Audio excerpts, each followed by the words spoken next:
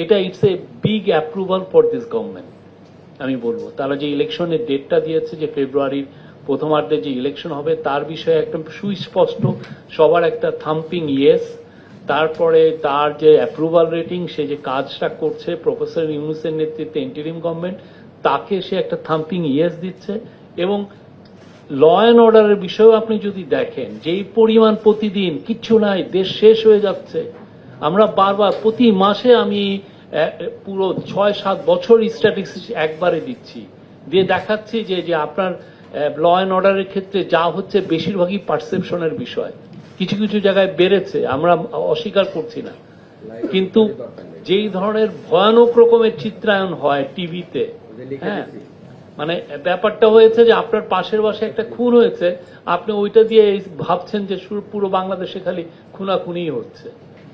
ব্যাপারটা এরকম হয়েছে। সেই জায়গায় আমি বলবো যে আমি মনে করি, আর এটা তো অনেক বড় সার্ভে, এমন না যে আপনি ছোট সার্ভে দিয়ে আপনি এটাকে কোনো একটা ইয়ে দিচ্ছে। আমি নিজে স্ট্যাটিস্টিক্স এর স্টুডেন্ট, ঢাকা ইউনিভার্সিটিতে স্ট্যাটিস্টিক্স এ পড়ছি। বড় একটা স্যাম্পল সাইজ এবং রিপ্রেজেন্টেটিভ স্যাম্পল সাইজ, কত যে একটা বড় একটা ইয়ে। এবং আমরা প্রথম দিক থেকেই আমরা এইটার একটা অভাব বোধ করছিলাম।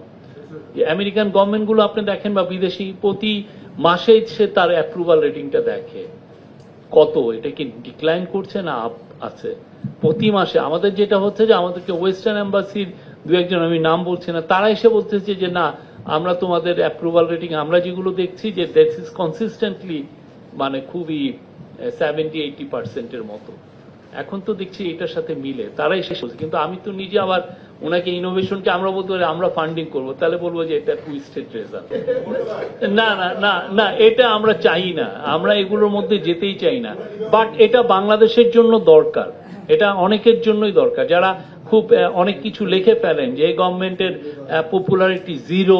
আমরা মানে অনেকে আবার ভাবেন যে আমরা কোথায় যাব। আমিও বোধহয় ডজন খানেক টিভিতে লোকরা এসে আমাকে বলছেন যে আপনি কি ইলেকশনের পরে কি আপনি কি দেশে থাকবেন নাকি পালিয়ে যাবেন।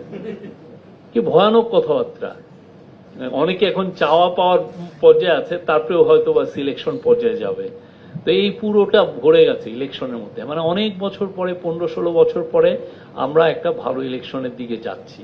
এবং আরেকটা হচ্ছে যে আমরা যে কথাটা বলছি যে ফেব্রুয়ারি মাসে আমাদের ইন্টারিম গভর্নমেন্ট বারবার বলছেন, প্রফেসর ইউনূস বারবার বলছেন, আমাদের তরফ থেকে প্রেস উইং এর তরফ থেকেও আমরা বারবার বলছি, বোঝা গেল যে মানুষের ট্রাস্টটা আছে, মানুষ ভাবছেন যে ভালো একটা ইলেকশন হবে।